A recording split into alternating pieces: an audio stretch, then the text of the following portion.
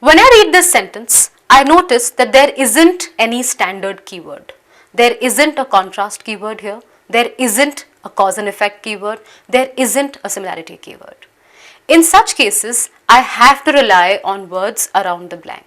I have to rely on tones of words throughout the sentence and around the blank.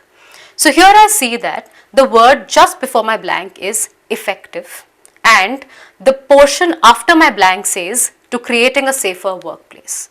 So I am trying to achieve a positive goal, and to achieve that goal I am hoping to take a positive measure also, because it says effective dash to creating a safer workplace, right?